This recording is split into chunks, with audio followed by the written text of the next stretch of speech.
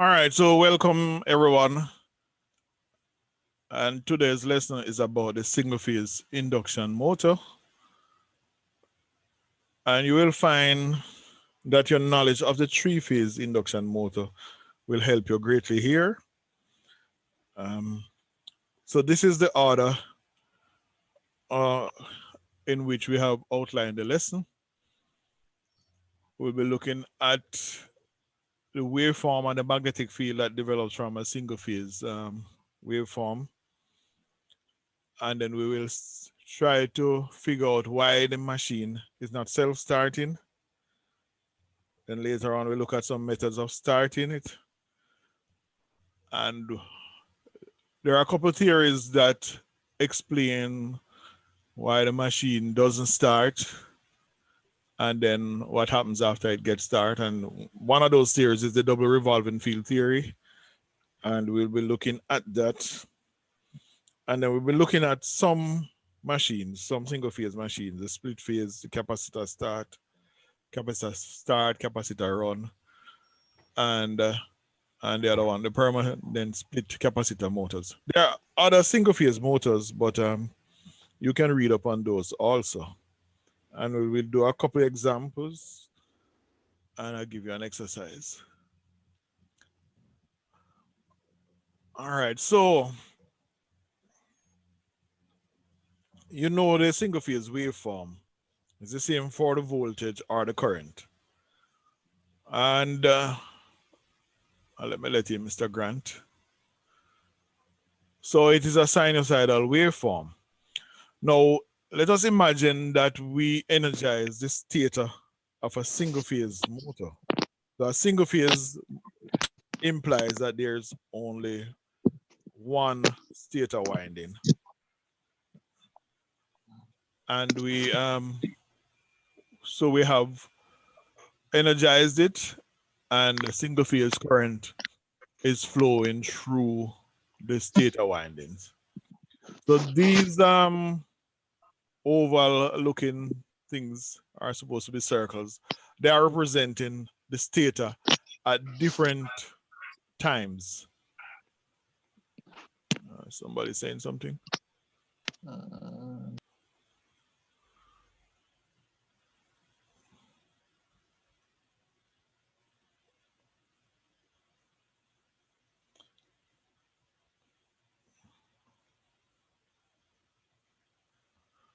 Okay. All right. So these are representing the stator at different times throughout the cycle. So we have shown one cycle here, and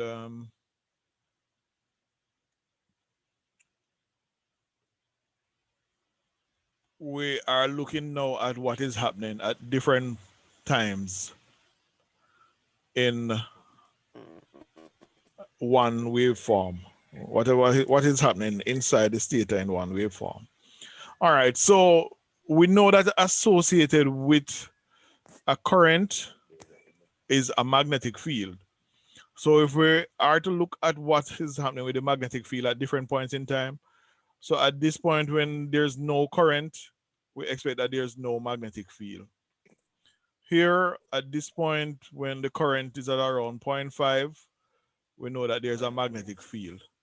All right, so we have developed our key as to how the currents are flowing. So when the current is positive, this circle up here indicates the winding with the current going away from us, right? So all the times that it is positive, you have the top circle, which is representing the stator winding, one end of the stator winding. You could say the start end, and the other end down here will be the finish end. So the at this point, current is positive, and when the current is positive, the magnetic field is moving in that direction, clockwise. And down here, at the other end of the winding, the stator winding, the current would be coming out. So we represent that as in negative from our key here. So both currents combine to produce a magnetic field going in this direction. All right. At maximum, you have the maximum flux being produced, and it's still going towards the left. Here, current is decreasing again, so the magnetic field has decreased, but it is still positive. So up here, so the current is still going towards the magnetic field is still going towards the left. At 180 degrees, there's no current, so no magnetic field. Here, it is negative, so this now becomes negative, and so the dot is here. The magnetic field orientation now has changed. It is now moving anti-clockwise, and down here is the reverse, right? But those combine now to produce a magnetic field now going towards the right. And the same thing happens here. At 270, you have the maximum magnetic field being produced going towards the right. Here, again, magnetic field going towards the right, but it has reduced, the size of it has reduced. And when we reach 360, there's no magnetic field again. All right, so all of that is represented here also. So on this kind of line graph now. So at this point, no magnetic field, increases, maximum. It's kind of decreasing, but it's still positive. And 0 here at 180. Negative here, negative maximum here at 270. And again, it starts to increase, which means a reduced negative back to 0. And it will continue as long as the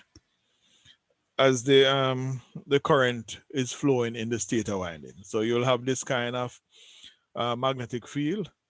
So let me kind of show you something. So let me.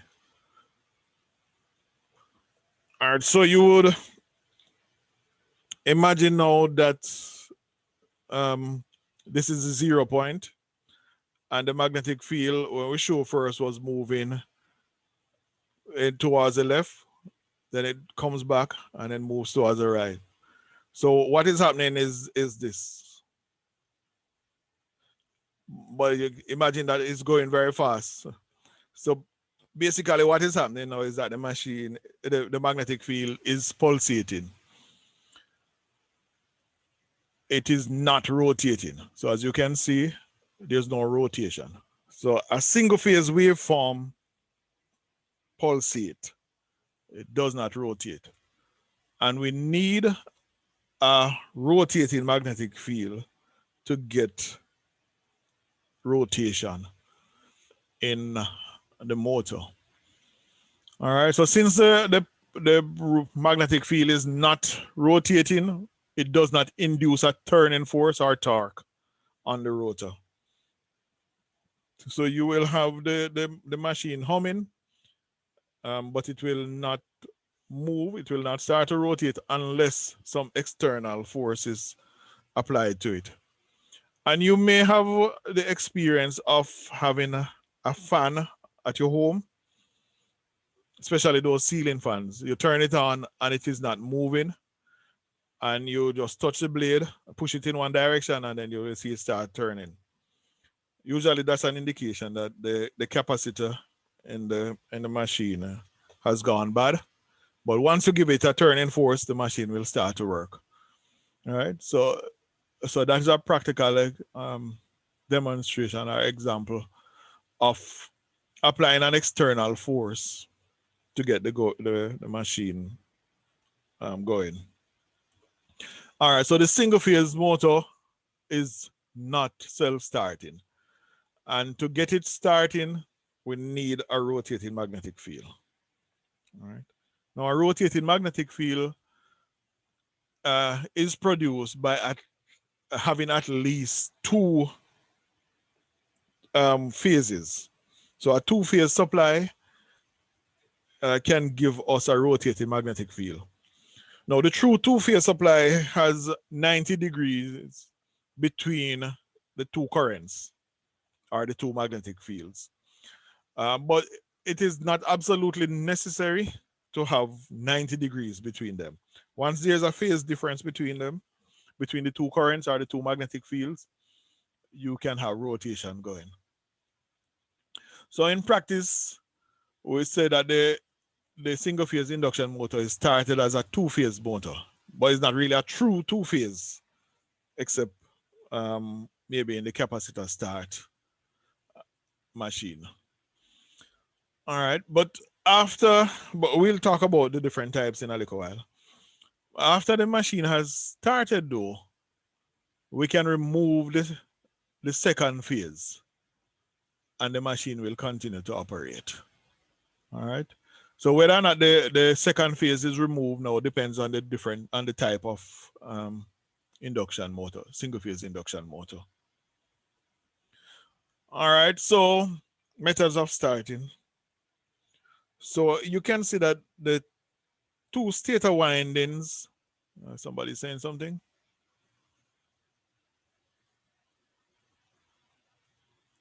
Oh. All right, some private conversations going on there. All right, so you can see from the diagram that we have two sets of stator windings, a main winding and a starting or auxiliary winding. So in many textbooks, it's called auxiliary, and also in many textbooks, it's called starting. So it's starting or auxiliary winding. All right, and this is a list of the different motors that we'll be looking at. I had mentioned them before. All right, and we will be looking at the construction and principle of operation of these machines later. However, once started, the auxiliary winding, which would be the starting winding here, these purple windings, may be disconnected from service. And that is done in the case of the split phase and the capacitor start. For the others, it remain in service. All right. Now we need to understand how we get the machine operating and also why it doesn't start. So we need to understand fully why it doesn't start from a theoretical point of view. It's not self-starting, and then how we get it to operate after it has started. Now there are two theories that explain it. One is the cross field theory, and the other is the double revolving field theory. All right, the cross field theory, I have a PDF document on that. I can send it to you, but you really don't need to look at this now. Maybe after you have finished this course, you may want to look at that, or when you're doing your master's. But we'll look at the double revolving field theory, which probably is a little bit more easier to understand. All right, so let's look at the double revolving field theory. So I want you to remember that the single phase waveform produces a magnetic field that is pulsating. So it will be basically moving up and down this vertical axis here. Right? Now, the theory says that this magnetic field, which has a magnitude of Bm, flux density Bm, can be resolved into two components. And the two components would be B1 and B2. And both of them each have a magnitude of half the value of the maximum flux density. All right. What the theory says now is that the two component magnetic fields are rotating in two different directions. So one is going in the clockwise direction and the other is going in the anti-clockwise direction. And both of them moving at the same speed. So you now have to picture that the original pulsating magnetic field is now made into two rotating magnetic fields, one going clockwise and one going, and the other going anti-clockwise. All right, so this is all that this page is saying. All right, so now that we have rotating magnetic fields, each magnetic field now will induce currents in the rotor. And then as a result of that, torque will now be acting on the rotor. So if the machines were not already running, the two torques that are produced will have the same magnitude. Right? And since the torques are equal and opposite, and we're going to prove that a little while from now too, then the machine will not start because you'll have forces pulling in one direction. As we explained that before with the synchronous motor, force pulling in one direction and force pulling in another direction. So basically, the motor stays still. All right, but as we said before, if you apply a torque to the rotor in any direction, then the rotor will start to turn in that direction. Right? But there's something that is important that you need to know now. The direction in which the rotor turns is called the forward direction. So whichever direction, whether it's clockwise or anti-clockwise, whichever direction in which the rotor is turning, that is called the forward direction. So the motor always turns in the forward direction. All right. And the opposite direction is called the backward direction. All right. So now let us look at what we're trying to explain. So this is the rotor. And let's say it's moving in the clockwise direction at a speed nm. Then we have the synchronous, the two rotating magnetic field produced by the pulsating magnetic field. The two rotating magnetic field, one is going clockwise at a speed ns, and the other one is going anti-clockwise at a speed minus ns. So going clockwise for us now is the positive direction, right? So the direction that the rotor is going in would be the positive direction or the forward direction. All right, now associated with the slip, with the forward direction is a slip. And we know that slip already because we were used to calculating that slip with the three-phase induction motor. So it's the same formula.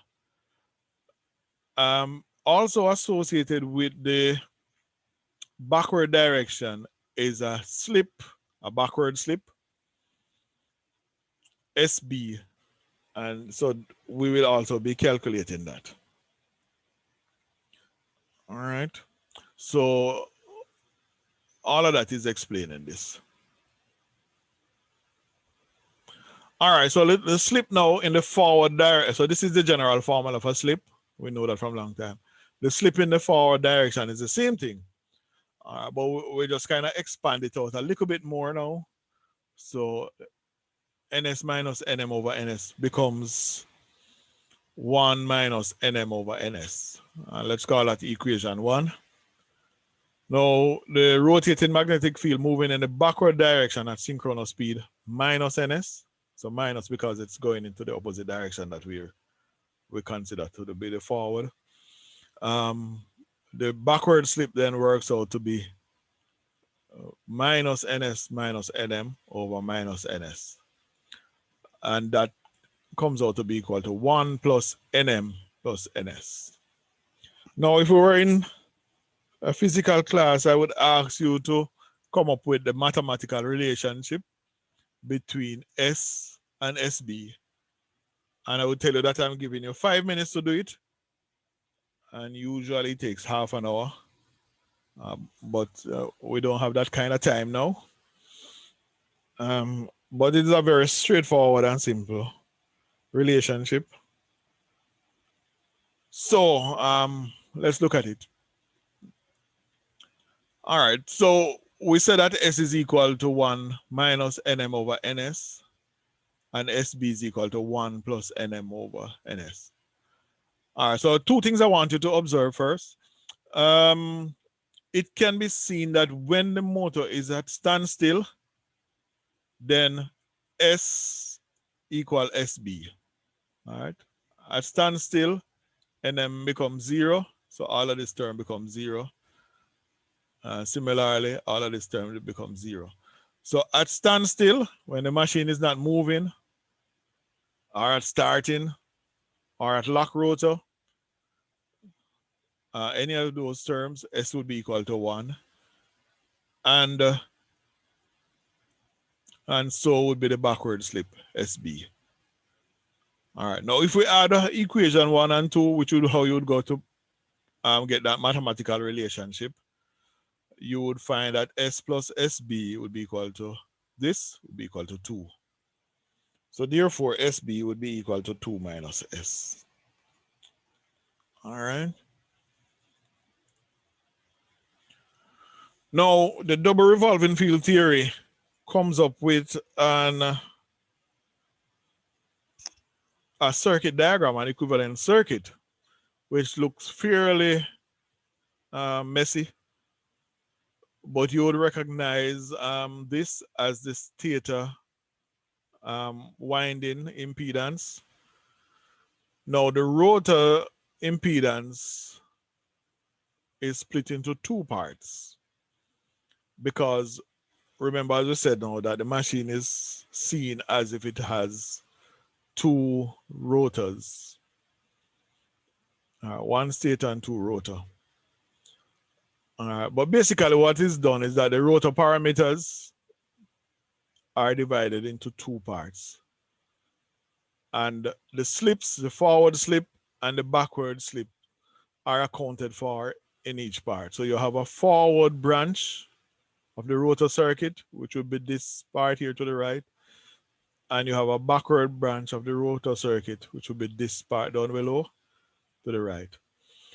XM is the magnetizing reactance. But if you remember how the circuit is drawn, that the magnetizing reactance, in fact, the parallel branch from the 3-phase machine would be also parallel to the rotor windings.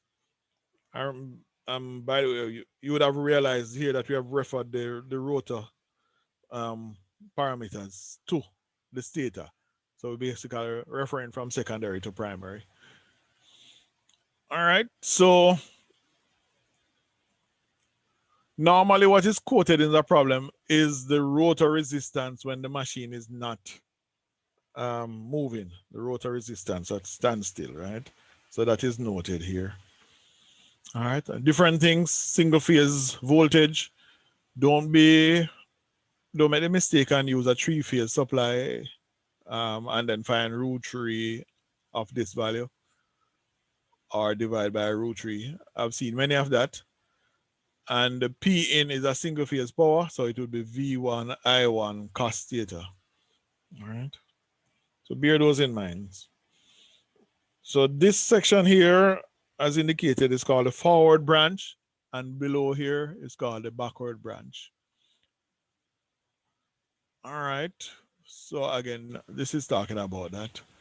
2 parallel sets of circuits.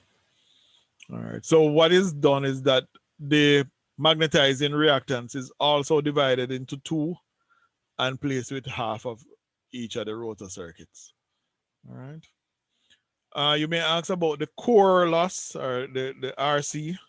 That is usually put with the frictional windage and called the rotational loss. So, all right, so this is what this is saying.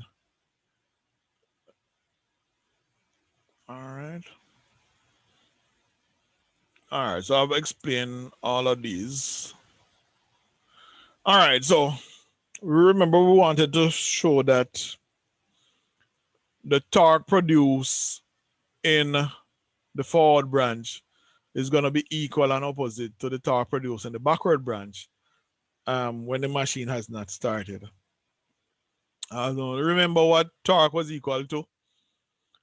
The air gap power divided by omega S, the torque developed.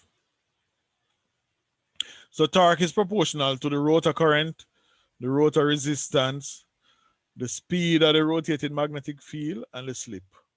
Right? Now for the single phase machine is similar. All right.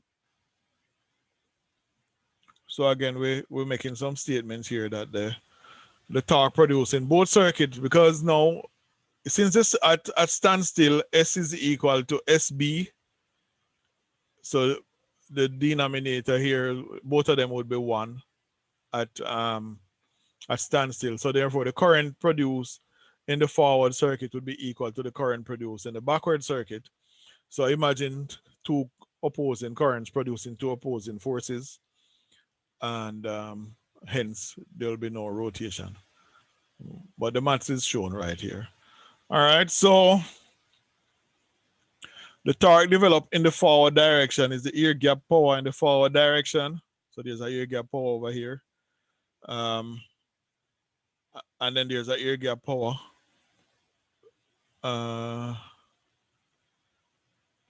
also towards the backward branch.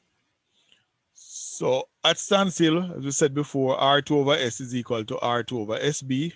Remember, SB is equal to 2 minus S. So therefore, I2 and I2F, I2 in the forward direction, and I2B, I2 in the backward direction, are equal and opposite, right? So I put a negative sign here to do that, to show that. So the resultant torque would be TDF plus TD backward.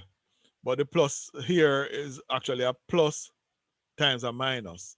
So we end up with, since these two are equal, we end up with 0. So the double revolving field theory and this circuit actually does in fact explain why the single phase motor is not self-starting. Now you won't get all of this kind of detail that I've done here in the textbooks. So I've done it so that you can get a better understanding of how we come up with this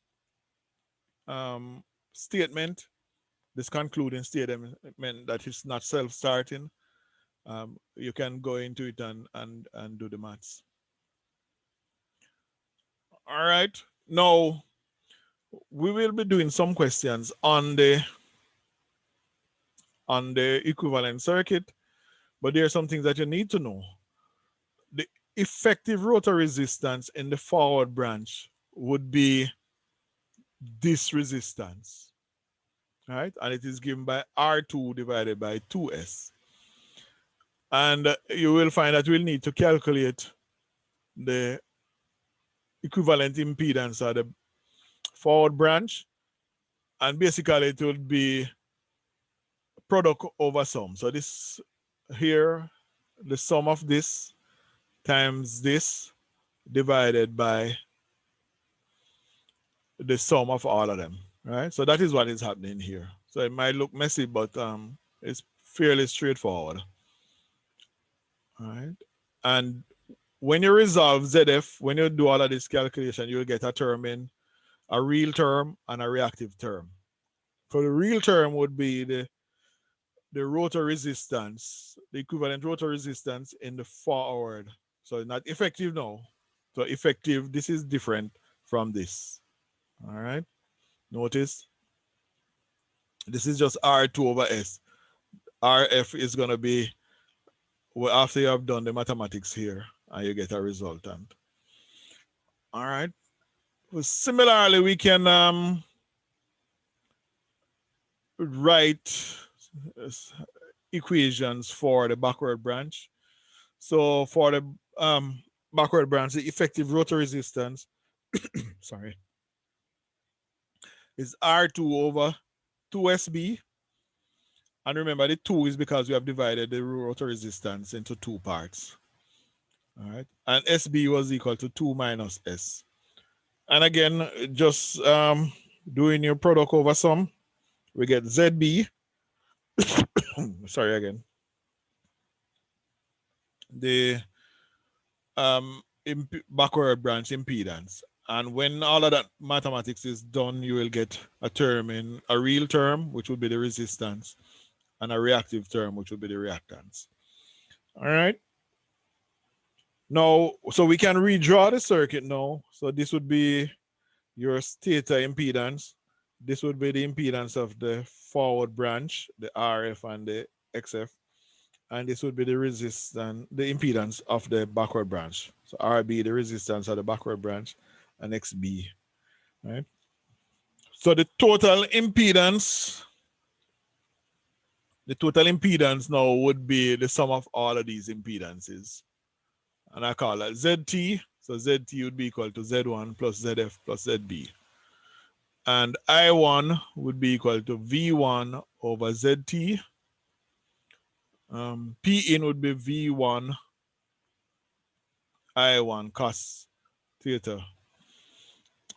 And the air gap power in the forward direction would be I1 square RF. So this is the RF here, the RF that we found earlier, this one, after you have resolved this. I've done your calculation with this. All right, so there's also a backward air gap power, right? And that would be I1 square, because I1 is flowing through everything now, I1 square RB. So the net air gap power would be the difference between these two. All right, so I1 square RF minus RB. And then the torque developed would be the net air gap power over omega S.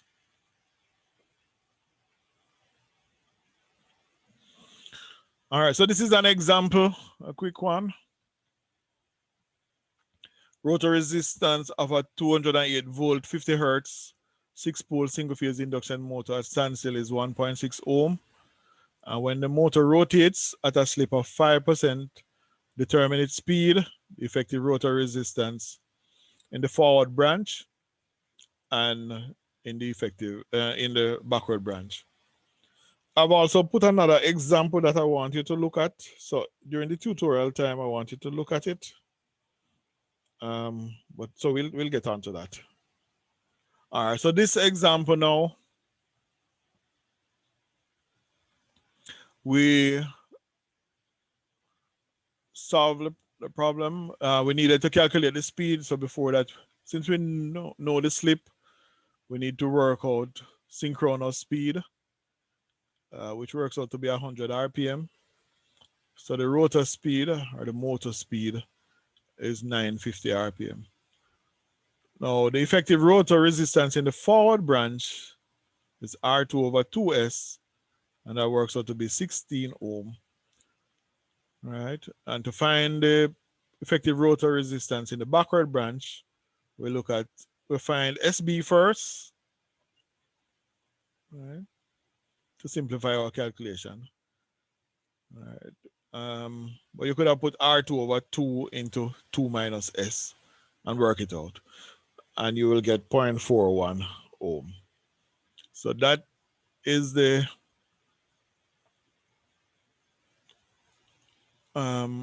solution. A simple one, this. Later on, we'll get into a more complex one. All right. We have about 2 minutes before the time runs out. Next, we will be going into the practical motors now. So we'll be looking at split phase. But any questions so far? Because we'll start looking at those machines now at around 10 o'clock. Any questions so far?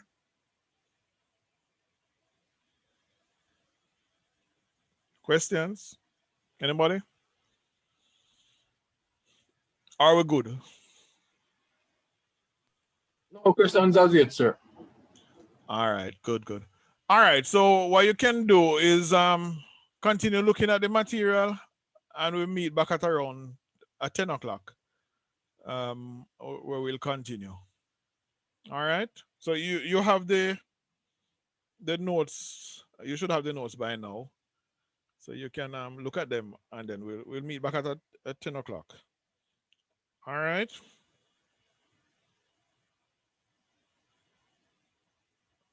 Give me a wave.